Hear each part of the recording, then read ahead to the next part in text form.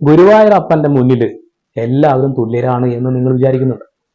ശബരിമല ശാസ്താവിന്റെ മുന്നിൽ എല്ലാവരും തുല്യരായിട്ട് നിങ്ങൾ കരുതുന്നുണ്ടോ? ഒരിക്കലുമല്ല. കാരണം നമ്മളൊക്കെ അവിടെ ക്യൂ നിന്ന് കഴിഞ്ഞാൽ അറിയാൻ കഴിയും അതിൻ്റെ ഒരു ബുദ്ധിമുട്ട്. ക്യൂ നിന്ന് എത്രയോ മണിക്കൂറുകൾക്ക് ശേഷം അവിടെ എത്തുമ്പോൾ ഒരു പക്ഷേ ദർശനത്തിന് പോലും സമയം കിട്ടിയെന്ന് വരില്ല. അത്ര പെട്ടെന്ന് ബാക്കിൽ നിന്ന് തള്ളി തള്ളി നമ്മൾ ഒഴിവാക്കി കളയും. പക്ഷേ VIP ആയി ജനിച്ചു കഴിഞ്ഞാൽ, ഇപ്പൊ സുരേഷ് ഗോപിയുടെ മകളുടെ വിവാഹം തന്നെയാണ് ഇതിന്റെ ഏറ്റവും വലിയ ഉദാഹരണം. എല്ലാവർക്കും വളരെ കുറച്ച് സമയമാണ് അവിടെ നിന്ന് തിരിഞ്ഞു കളിക്കാൻ കിട്ടുള്ളൂ, അല്ലെ? ആ ഒരു സമയത്തിനുള്ളിൽ താലികെട്ടും കാര്യങ്ങളൊക്കെ കഴിഞ്ഞു പോകണം. പുതിയൊരു സംഭവം, ഗുരുവായൂർ അമ്പലത്തിലെ ജാതകം നോക്കിയോ അല്ലെങ്കിൽ സമയം കുറിച്ചോ അല്ല താലി കെട്ടുന്നത് എന്നുള്ള ഒരു കാര്യം ഇപ്പോൾ ഉയർന്നു വരുന്നുണ്ട്. പക്ഷെ പല ആളുകളും അതിനെ എതിർക്കുന്നുമുണ്ട്, പല ആളുകൾ അതിനെ സപ്പോർട്ടും ചെയ്യുന്നുണ്ട്. അതവിടെ നിൽക്കട്ടെ. സുരേഷ് ഗോപിയുടെ മകളുടെ വിവാഹത്തിന് സുരേഷ് ഗോപിക്കും അവരുടെ കുടുംബാംഗങ്ങൾക്കും നരേന്ദ്രമോദിക്കും അവരുടെ പട്ടാള വിങ്സിനും ഒക്കെ പാടെ വരാനുള്ള സമയം, അത് സാധാരണ ഒരു മനുഷ്യന് ഒരിക്കലും കിട്ടാത്ത അത്രത്തോളം സമയം. അതാണ് ദൈവങ്ങളുടെ മുന്നിൽ എല്ലാവരും തുല്യരാണ് എന്ന് നമ്മൾ പറയുമ്പോഴും ദൈവങ്ങളുടെ മുന്നിൽ നമ്മൾ എല്ലാവരും തുല്യരല്ല എന്ന് ഊട്ടിയുറപ്പിക്കുന്ന സുരേഷ് ഗോപിമാരെ നമ്മളൊന്ന് പരിശോധിക്കണം. നല്ലതാണ്. അടുത്ത ജന്മത്തിൽ എനിക്കൊരു ബ്രാഹ്മണനായി ജനിക്കാൻ കഴിഞ്ഞെങ്കിൽ അതിൽ പറയാൻ വലിയൊരു സംഭവം, വലിയ സന്തോഷം വേറെ ഒന്നുമില്ല എന്ന് പറഞ്ഞ ആളാണ് സുരേഷ് ഗോപി. അദ്ദേഹത്തിന്റെ മനസ്സിനുള്ളിൽ നിലനിൽക്കുന്ന ആ ഒരു കാര്യം കുറ്റം പറയാൻ പറ്റില്ല. ഓരോ മനുഷ്യന്മാരുടെ ഉള്ളിലും അത്തരത്തിലുള്ള ഓരോരോ ചിന്താഗതികളുണ്ടാവും.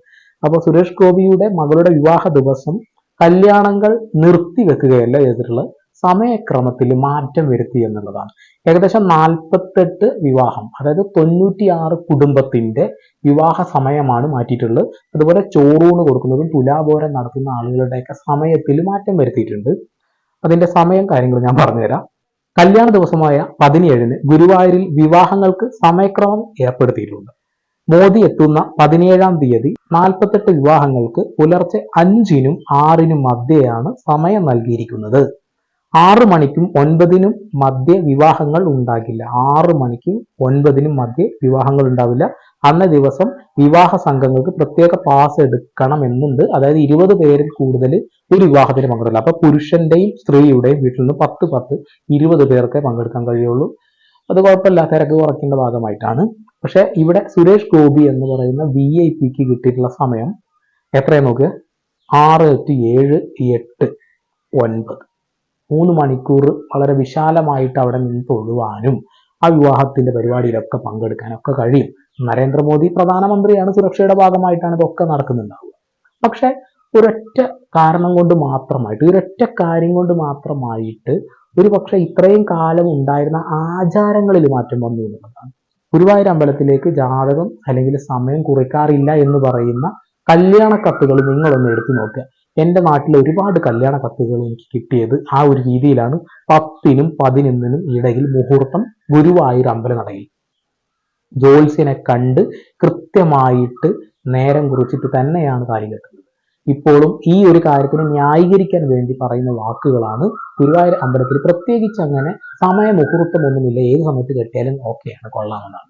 എന്നിട്ടും കല്യാണം കഴിഞ്ഞ ആളുകൾ പൂർണ്ണമായിട്ടും ഇപ്പോൾ ഒരുമിച്ച് താമസിക്കുന്നുള്ള കാര്യം നോക്കുകയാണെന്നുണ്ടെങ്കിൽ പലതും കുടുംബ കോടതിയിൽ അടിച്ചു പിരിഞ്ഞിട്ടുണ്ട്. അപ്പൊ അത് പോട്ടെ, അത് നിരീശ്വരവാദ വാക്കായി പോയി, അതുകൊണ്ട് അത് മാറ്റി വെക്കുക, അല്ലെ? അപ്പൊ നിരീശ്വരവാദം പറയണ്ട, കൃത്യമായിട്ട് തന്നെ പറയാം. ഈ ഒരു വിഷയം വരുമ്പോൾ ഇരട്ടത്തപ്പ് എന്നോണം മുഹൂർത്തങ്ങൾ വേണ്ട എന്നൊരു തീരുമാനം ഇപ്പൊ ആരെടുത്തിട്ടുണ്ട്? ഇവിടെയുള്ള സംഘിക്കുട്ടന്മാരെടുത്തിട്ടുണ്ട് എന്നുള്ളതാണ്. ഫസൽ കാരാട്ടിന്റെ ഒരു വീഡിയോ ഇപ്പൊ ഞാൻ കണ്ടു വന്നുകൊണ്ടിരിക്കുകയാണ്. അതായത് അദ്ദേഹം പറയുന്നത് എന്താ വെച്ചിട്ടുണ്ടെങ്കിൽ, ഇവിടെയുള്ള കമ്മികളും കൊങ്ങികളും ചേർന്നുകൊണ്ട് മനഃപൂർവ്വം നരേന്ദ്രമോദി ഇവിടെ വരുന്നതിന്റെ ഭാഗമായിട്ട് ഉണ്ടാക്കുന്ന ഹിന്ദുക്കൾക്കെതിരെ നടക്കുന്ന പ്രശ്നങ്ങൾക്ക് വേണ്ടി സംസാരിക്കുക. പ്രശ്നങ്ങൾ ഉണ്ട് എന്ന് ഹിന്ദുക്കളെ തോന്നിപ്പിക്കാൻ വേണ്ടി, ധരിപ്പിക്കാൻ വേണ്ടി കളിക്കുന്നു എന്നാണ് പറയുന്നത്. അങ്ങനെയാണ് എന്ന് നിങ്ങൾക്ക് തോന്നുന്നുണ്ടോ കുട്ടികളെ? എന്ന് ആലോചിക്കണം നിങ്ങൾ. ഞാൻ പറഞ്ഞില്ല, ആദ്യം തുടങ്ങിയ വാക്കുകൾ എന്താ? ഇവിടെ ദൈവത്തിന്റെ മുന്നിൽ, ദൈവമായി നിങ്ങൾ കാണുന്നവരുടെ മുന്നിൽ നമുക്ക് എല്ലാവർക്കും തുല്യതയുണ്ട് എന്നാണ് പറയുന്നത്, അല്ലെ?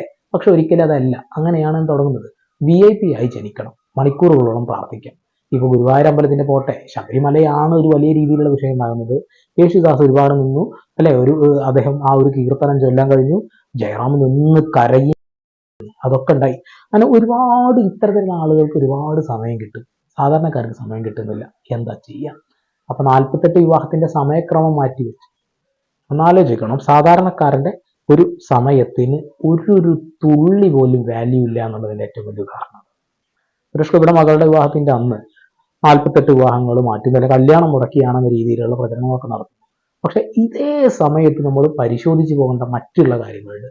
ചില ആളുകളുടെയൊക്കെ മകളുടെയൊക്കെ കല്യാണത്തിന്റെ അന്ന് ചിലപ്പോൾ 10-20 ആളുടെ കല്യാണങ്ങൾ സമൂഹ വിവാഹമൊക്കെ നടത്തുന്നത് നമ്മൾ ഒരുപാട് കണ്ടിട്ട് ഇപ്പൊ ഈ ഒരു വിഷയവുമായി ബന്ധപ്പെട്ട് വന്നപ്പോഴാണ് ഒരുപാട് അത്തരത്തിലുള്ള കാര്യങ്ങൾ കണ്ട്. എൻ്റെ മകളുടെ കല്യാണത്തിന്റെ അന്ന് ഒരു 5 കുട്ടികളെ കല്യാണം കഴിച്ച് അയക്കാനുള്ള ഒരു താല്പര്യം വരുന്നു, അത് ചെയ്യുന്നു, അതൊക്കെ നല്ല കാര്യം. പക്ഷെ ഈ ഒരു കാര്യത്തിൽ സുരേഷ് ഗോപിക്ക് ഇതിനൊന്നും കേൾക്കാനും ഇതിനും നേരല്ല, ഇതിനൊന്നും മറുപടി തന്നിട്ടില്ല. വിവാഹം കഴിയട്ടെ എന്ന് വിചാരിച്ച് കാത്തിരിക്കുന്നതാവും. എന്തായാലും ഇതൊരു പ്രധാനമന്ത്രിയുടെ സുരക്ഷയുടെ ഭാഗമായതുകൊണ്ട് നമുക്കിത് വല്ലാണ്ട് സംസാരിക്കാൻ പറ്റില്ല എന്ന് നിങ്ങൾക്ക് തോന്നുന്നുണ്ടോ? സംസാരിക്കാം. കാരണം എന്താണെങ്കിൽ ഇന്ത്യയിലുള്ള എല്ലാ മനുഷ്യന്മാർക്കും ഒരേ ഒരു അവകാശമാണ്.